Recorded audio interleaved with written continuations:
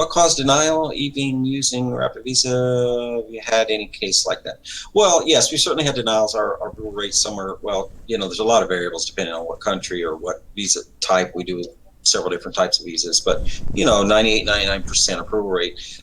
We do, of course, that means we do see denials occasionally. And, there's a lot of reasons, but to run down the most common,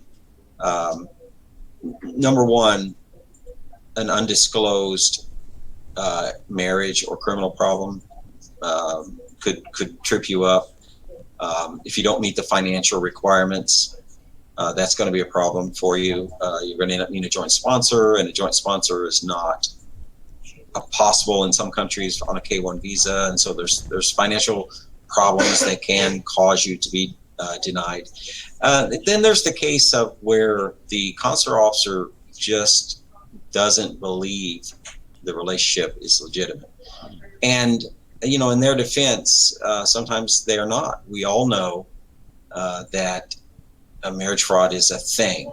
And we don't condone it. Anytime we suspect it, we will basically reject your case and not even file it for you. But obviously, most people aren't going to admit that. What I say to people when they ask this question, it is common, it's understandable because you're nervous and you've got your hopes and future pinned on this thing. If you're doing everything right, you have a legitimate relationship, and you have don't have previous immigration problems, immigration fraud, deportation, illegal presence in the United States. If you don't have any of that, you're just a guy and a girl, or a guy and a guy, it doesn't matter, but you're just a couple and you've met each other and everything's legit, really don't worry about it. You're not going to have a problem. In that case, your biggest worry is, make sure you can meet the financial requirements, make sure all your documents are in order. Now, I will say, we all, us included, occasionally criticize the CIS or the government, and sometimes they deserve that. But we have also seen cases where a petition was denied and they probably did one or the other party a favor. And I'll explain that. We're all human. We get emotionally involved and attached in relationships. If you live long enough to be an old codger like me, you've had your fair share of dumb mistakes you've made based on relationships. And sometimes the consular officer is seeing something that you didn't see when they deny these, especially when they deny a foreign applicant from a high-risk country. And if you are denied, take a close look at what it is. In all cases, you can reapply.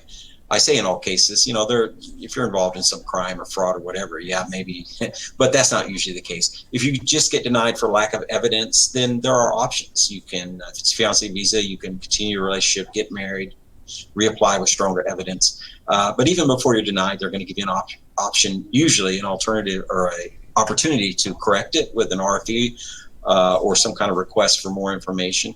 And so, I wouldn't worry too much about it. Now, if there's something unusual about your case that you think is not normal or could be a problem for you, then by all means ask that question here again, or call us up and we can, at least give our opinion on that for what it's worth.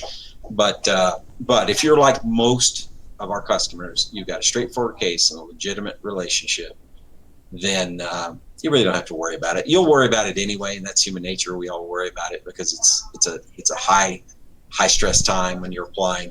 But the reality is, when we see denials, there's usually a very good reason for it. And so if you don't fall into any of those high risk categories, you really don't have much to worry about. If you found this video useful, it would mean a lot to us if you could hit the like button and comment below to let us know what you think.